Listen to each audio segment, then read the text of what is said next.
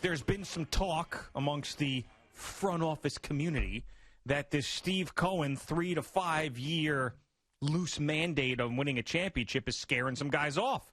There's a front office community? Yeah, a little front office community, like the Bradley Beach community Facebook page. Yes. These front office people, they talk amongst themselves. They have a little group text message. I don't know, something like that. They talk. They say, wait, Steve Cohen wants a championship in 3 to 5 years? Look at the Dodgers. Look at the Yankees. Look at, there was another team he threw in there. There's only one championship there in 10 years, and this guy wants to win a championship in 3 to 5 years? I don't want that pressure. So he puts this tweet out there, and then Steve Cohen himself says, who wants them if they don't want to set high goals? That's what he tweeted out.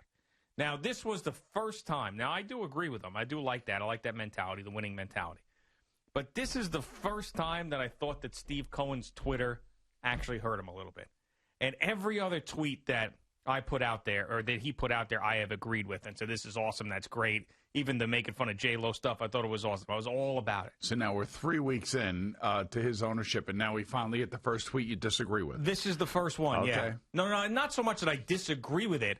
I just didn't feel like it was necessary for him to respond on Twitter about the GM search and then basically saying, who wants these guys? Because we're going to win. I just didn't think that didn't make sense to me. There's certain things that Twitter's perfect for. There's other things right now when you're looking for a general manager that I just didn't think it was necessary. That's all. Yeah. I do agree with his sentiment, though. I'm not disagreeing with that, but I kind of already knew that about Steve Cohen. I didn't need to see it on Twitter. You know how much I pay attention to what he's tweeting? Zero. Well, why? Why though? I'll tell you why. Because I'm a man of action. Oh, are you? I don't care about words. I don't care about tweets. I don't care about social media. What I care about is who the hell are you getting in here, as your center fielder? Are you getting DJ LeMahieu to play third base or second base? Are you getting Trevor Bauer to be your second starter? What are we doing here in terms of, fixing the roster? That's what I want to know, and I want to see some of that money being spent. I keep hearing about how much money nobody's he wants to win, money. And he's a fan. Nobody, and it's early in the offseason, and they don't have a general manager right now. You know what? They have Sandy Alderson. He could run this thing. They got John Rico in there. They could run the thing easily. You don't have to be like a genius to figure all this stuff out. I mean, this guy wants this much money. Give it to him and get him in here. I don't care. You got the money. Yeah. We are no longer, and I don't want to. We are no longer a small market team. We are a big market team. You're weeding your ass off. I don't care what happened 50 years ago. Yeah. I don't care about any of that stuff. All I care about is now moving forward, start spending money, and get some freaking players in here. I don't care what he's tweeting. I don't care about who's turning down jobs, who's not turning down. Get the guy you want, give him what he wants, and let's go. You don't think it's important to have a general manager? Sandy Alderson was a general manager. Sandy Alderson can run the team until they get a general manager in here. I understand that they're going through the process, and maybe they will wait until next year, and then maybe they will be so desperate that they'll give Theo Epstein a piece of the team that brings him in. I don't think it's desperation. I think it's now, smart. All of a sudden, is guys don't want to take on this challenge. I mean, we're gonna basically attack the what do you call it, the front office community? No, the front office community. We're gonna attack the front office community via Twitter now. That's what we're gonna do. I wouldn't call it an attack. It sounded to me like it was an attack.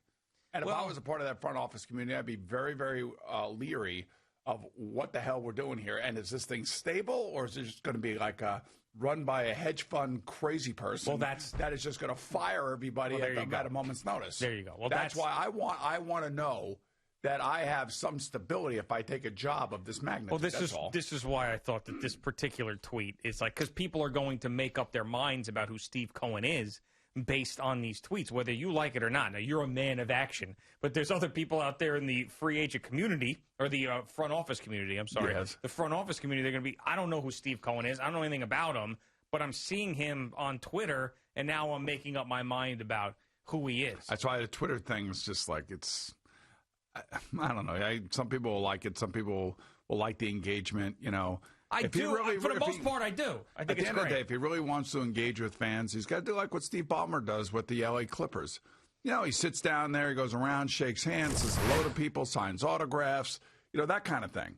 That's what real owners do. That's how owners get. Nobody can do that right now, though. No, I understand this is that. A different way to do that now. Eventually, you will, but you can't. So he's just using Twitter to reach out to the fans now. No, because of the whole thing with the virus. Yeah. So he's got to do it a different way. So let him do it a different way. This is the new normal? I'm fine. in this unprecedented time. Yeah. But no, I'm fine with him engaging with fans and making them happy. Okay. That's okay. But when we're now commenting on the GM search, now I think we're crossing the bridge that we shouldn't be crossing. That's all. That's all. But he could do whatever the F he wants. He's done that his entire life. He's got a dead shark in his foyer, for crying out loud. Like, it doesn't matter to him. Hey, look, I don't want a dead shark. I want a center fielder. I want a second baseman, and I want a catcher. You'll get it. Let's go. You'll get it. What are we doing here? Hopefully we'll get it around Christmas time. How many guys really have signed? No, really, nobody. Nobody. So what are you worried about? I mean, other than Charlie Morton. So what are you worried about? In our division. Yeah, what are you worried about? I'll tell you what I'm worried. I just want to get it done. Let's go. Okay. I guess he's probably waiting for Christmas. A nice Christmas present for us. That would be nice. Met fan. That would be nice, right? For the non-denominational. No, I think I think you're fine. You don't have to worry about it. The Mets weren't going to just jump in and go crazy and buy every player in the beginning. He just jumped in and went crazy. They will. They'll be fine. They'll sign some guys, man. They will. Don't worry about that. It's not like everybody's getting plucked off the board left and right. I don't know what's worse, this whole fiasco here or the Knicks starting basketball today, and I haven't heard from the team president, Does Leon the general Rose manager. have a voice? I haven't heard from the team president, the general manager. Where the hell is Steve Stout? Put him out there. Where's Worldwide? And by the way, again, where is Worldwide? Where is he? He's got an office in the Garden. Right now, like today's the start of training camp. Yeah. And believe it or not, they're going to be playing games in about 3 weeks. Regrettably, yes. Well, what do you mean? I can't, listen, I want to see the young kids. Do you? And I think I would say that both you and I advocated stay away from these older free agents, stay away from Carmelo Anthony, stay away from all these other guys. But I just want the season to be over now. Right, I just want to fast forward the season. I think we should say I want to see the young players play. I want to see what they look like. Yeah. And that I'm good for that. But I also want to hear from the coach. But what I don't understand, what I don't understand about this is, like Leon Rose, I think there was one when he was introduced, he had a press conference. I hope he did. I don't even remember. Then the Thibodeau press conference, he was there, and he said a couple of things. But there hasn't been any post-draft press conference. Right. There hasn't been any free agency comments. Are you saying that he is the Joe Biden of the NBA? That's not what I'm saying. No. What I'm saying is that it's like these guys at the Garden, they're just not around. Like, I don't know anything about what's going on. Where is Worldwide Wes? Where are any of them? What is he doing? Right. I mean, Scott Perry's in there somewhere still, isn't he? Isn't he somewhere in there too? This is why we need some more Steve Stout. I swear to God. I mean, you're never going to hear from him again. That's going to be my prediction. That's our brand ambassador, dude. But I know the brand ambassador. You're like our brand ambassador. I'm the softball team ambassador. Yeah, that's what I'm saying. But yeah, I mean the only branding he was doing was sort of Bulls this year. Remember that? He put his Bulls shorts on and golfed. That knucklehead. If Mark Berman is correct in his assessment that Leon Rose wanted to reunite Chris Paul, or not reunite, but unite Chris Paul and Carmelo Anthony, I think that tells us all we need to know. Yeah, I was lauding them for not bringing those guys in, thinking that they did it on purpose, and then I find out, at least in the Berman reporting, that that's what they wanted to do. Like, desperately wanted to have Chris Paul and Carmelo Anthony here, and they just said no. So Carmelo did the smart thing. I mean, yeah, he did. I ain't going back there. I mean, what in the hell? I mean, these guys, just another conglomerate of nut jobs.